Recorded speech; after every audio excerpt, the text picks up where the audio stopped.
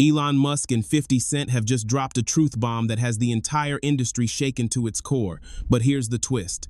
Diddy isn't the boss. He's the distraction. If you've been focused on him as if he's the final target, then you've been reading the wrong map all along.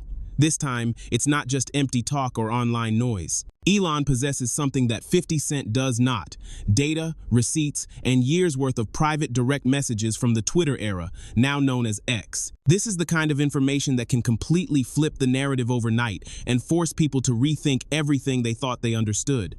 That's exactly why many are now breaking this situation down like a pyramid. At the bottom level, they place Jay-Z and Beyonce. In the middle level sit the so-called gatekeepers, figures like Oprah and Clive Davis. At the top level, there is one name they claim connects it all, someone hiding in plain sight, quietly tying the entire structure together. And it doesn't stop at studios or corporate boardrooms. The conversation extends into influence, public image, and even the pulpit itself. This is an angle 50 Cent has been hinting at for months, dropping subtle clues and calculated remarks along the way. So buckle up, because this story is far bigger, deeper, and more layered than it first appears. That they gave me a raw deal because this industry is a monster. It's the same monster that these Me Too trying to tell you about. But they hate the monster for how it, and I hate that monster for how it eats. But my God, man, it's the same monster. When I quit the show, all my friends would say, well, up them, Dave, why don't you just do Chappelle's show at another network? Yeah. And why doesn't a slave run from one plantation to another plantation? Because the master over there might be nicer.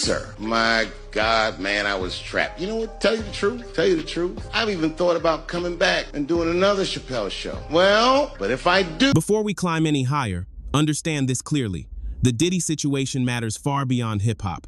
And no, this is not a long-form biography. This is about exactly what you clicked for. 50 Cent released his Diddy documentary, The Reckoning, and framed it in a way few others in the industry have dared to attempt. His message was straightforward and pointed. Silence makes the entire culture look complicit. Because of that, he chose to step directly into the controversy. This is where the narrative turns darker. One of the most serious claims currently circulating is that Diddy allegedly had a large number of hidden cameras inside his home, reportedly hundreds of them, recording what took place during those after-hours parties. Commentators such as Jaguar Wright and Gene Deal speak about this not as entertainment or excess, but as something far more calculated. They describe it as leverage footage, a form of insurance, a silent system designed to keep people obedient without ever needing an explicit threat. Now, the rumor is that these tapes are being quietly moved behind the scenes, while several high-profile names panic over what might surface. This leads to the obvious question: why does Elon Musk change the equation?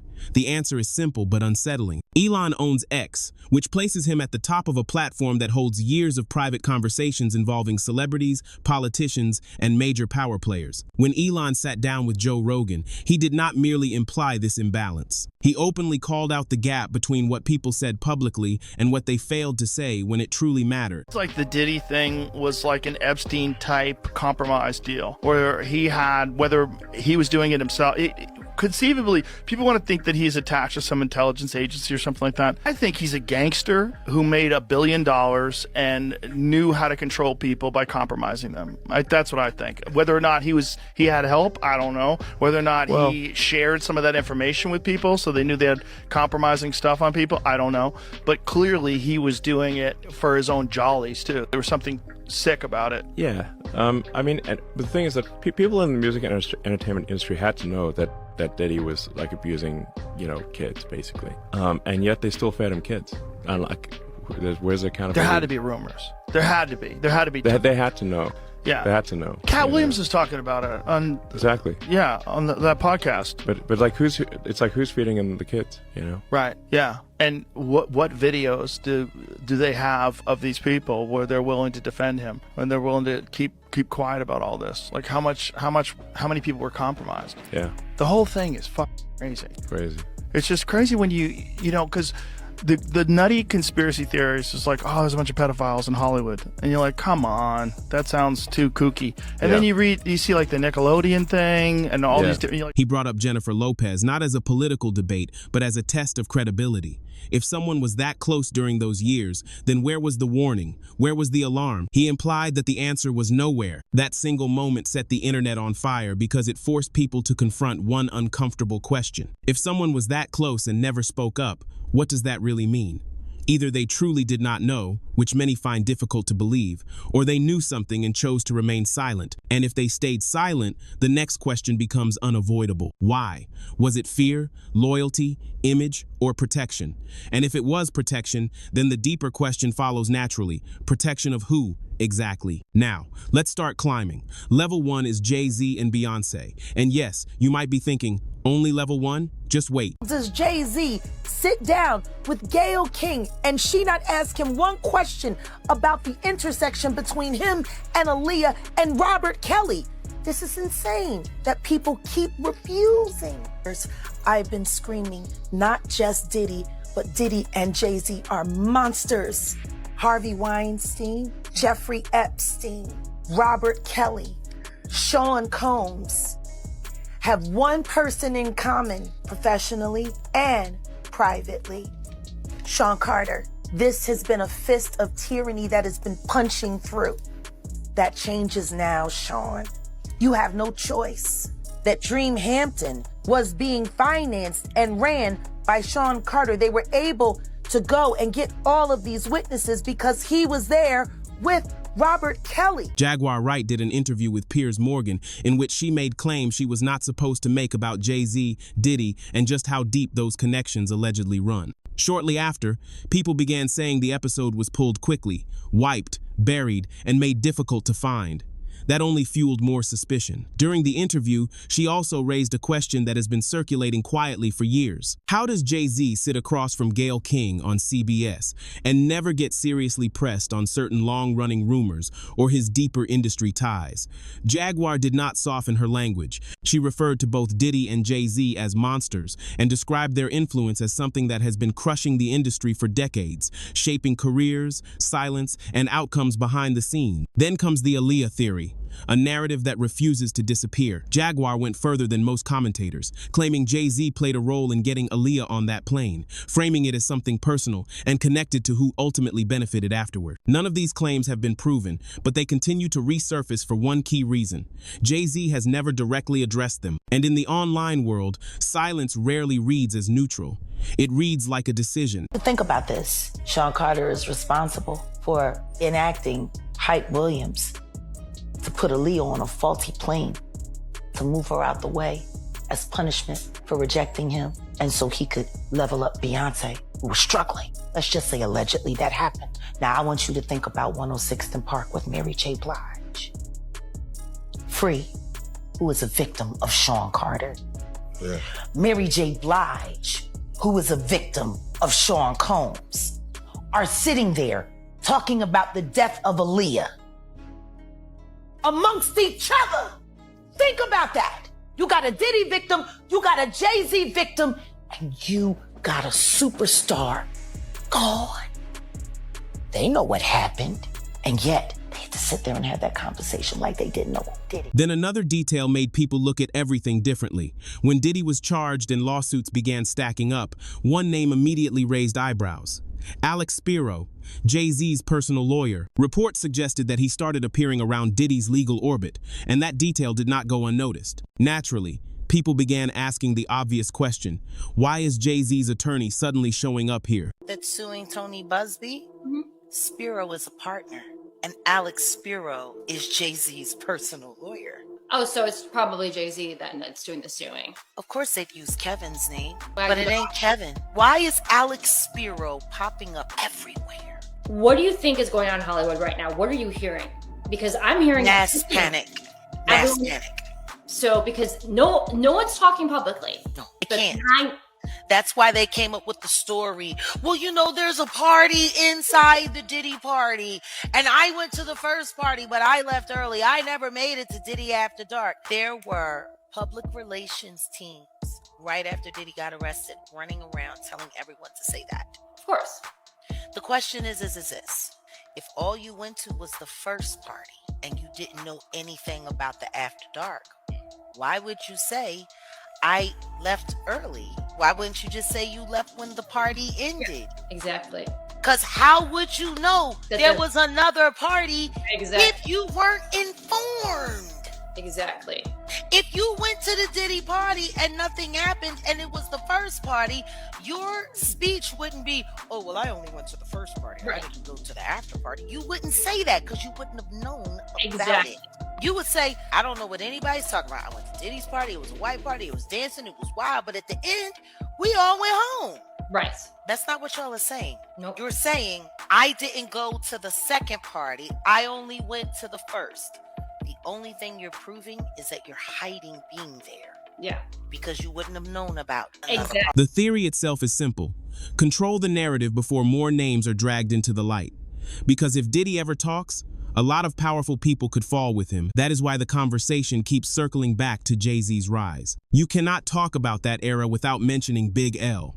Big L helped open doors early, connected Jay-Z to Dame Dash, and negotiations were reportedly moving forward for Big L and his circle. Then, just days after those talks began, Big L was killed in a drive-by shooting in Harlem. The case remains unsolved, and Jaguar Wright has pushed the idea that Big L's death was the first in a line of mysterious endings that appeared to clear the road for certain people. Was it coincidence?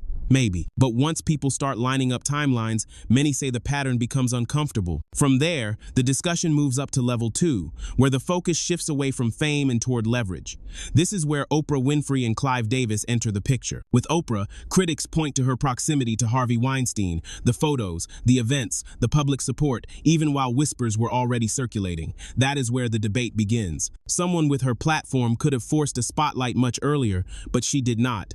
In these conversations, silence is often interpreted as protection. Then there is the controversy surrounding the school she funded in South Africa. Early allegations led to public fallout, staff firings, and official statements. But critics argue that parts of the story never fully added up. That is why it continues to resurface in discussions about oversight, influence, and what powerful people may have chosen not to see. Add in resurfacing photos and recurring rumors, and some begin describing Oprah as a form of quiet power, the kind that does not need viral moments, because a single phone call can determine who gets booked, who gets buried, and who gets labeled difficult. Then there is Clive Davis. Clive is a legend. Arista Records, decades at the top, and countless careers launched for industry giants. That is precisely why people do not treat him as background noise. Suge Knight has claimed for years that Clive and Diddy were not just mentor and protege, and that Clive allegedly described their relationship as deeper than business. There has been no public proof, only a claim that continues to resurface because it fits the larger narrative. Diddy did not rise alone. When reporters have tried to press Clive about Diddy, people point to moments where he appeared uncomfortable and declined to answer. It is not proof, but it becomes another clip the internet replays again and again, treating it like a tell. Favorite memory working with Diddy? You know, personally, I've got to tell you, he really is a major star in this film tonight. He's a spokesman all the way through. I met him before I ever knew of him. I met him when he was 21 years old. And when we met, you know, he played me Craig Mack Flavor in Your Ear. He played me 3 cuts from the forthcoming Notorious B.I.G. album. And we talked for hours and hours about music, and I poured into his dream. And I financed Bad Boy Records. And we had an incredible run, an incredible period. Then there is the Whitney Houston angle, another story people have refused to let go of. Public debate continues to circle her final days, the people who were around her, the conflicts behind the scenes, and whether the official, clean version truly explains everything. Over the years, comments from family members have fueled suspicion, and the internet keeps returning to one blunt question. How does Clive Davis carry decades of heavy rumors around him and never face real consequences? That question is where the fall guy theory comes from. Many people believe Diddy is absorbing the heat while the real gatekeepers remain protected, operating in spaces where headlines cannot easily reach. This brings the discussion to the top of the pyramid, and this is the name that shocks people the most: Bishop T.D. Jakes. Yes, a pastor, a spiritual authority. Yet 50 Cent has repeatedly kept that name in the conversation for months, refusing to let it fade away. The theory itself is straightforward.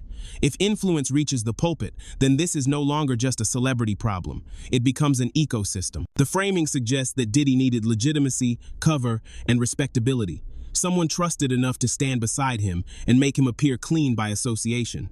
That is where some people claim T.D. Jakes fits into the picture. Others point to how T.D. Jakes was used during the documentary rollout, with clips placed at specific moments that felt deliberate, almost like signals. In one segment, when Lil Rod talks about waking up sore after being around Diddy's party circle, viewers notice T.D. Jakes suddenly appearing on screen, speaking about love and rampage energy. Many believe that moment was not accidental. They believe 50 Cent was planning a message. Then Cat Williams gets pulled back into the conversation. He once said that 2024 would be the year everything gets exposed, no matter who you are. The internet treated that statement less like a joke and more like a forecast. Cat Williams calls out Bishop T.D. Jakes and watches T.D. Jakes and Gino Jennings' response. I came in this business saying I was going to expose. When I talked about Michael Jackson, when I talked about R. Kelly, they canceled me for these things because why would you talk about another black dude? Race is not where the line is drawn. It's God's side and the other side. And we don't care nothing about the other side. Period. All of these big dick deviants is all catching hell in 2024. It's up for all of them. It don't matter if you Diddy or whoever you is, T.D. Jakes, any of them. All lies will be exposed. That's all. And when T.D. Jakes was confronted about the Diddy allegations, his response is what made the situation go nuclear. He did not offer a clear or direct denial. Instead, he said, "Keep it moving." Then he added something that many people interpreted as revealing. He suggested that even if it were true, repentance was possible, implying the power to cover sin. He then went further and said he did not even need to repent over this matter. That is the moment everything exploded. To the public, it did not sound like innocence. It sounded like deflection. Jaguar Wright poured gasoline on the controversy. She claimed that if Bishop Jakes was ever present around Diddy's party circle, it pointed to only two possible motives: money or access. She described those environments as leverage zones and alleged that video and audio recordings exist. According to her, powerful figures were allegedly caught on tape doing things they never wanted associated with their names. Jakes was at a Diddy party. There could only be two reasons: money or sex. That's all that happens at Diddy parties: money and sex.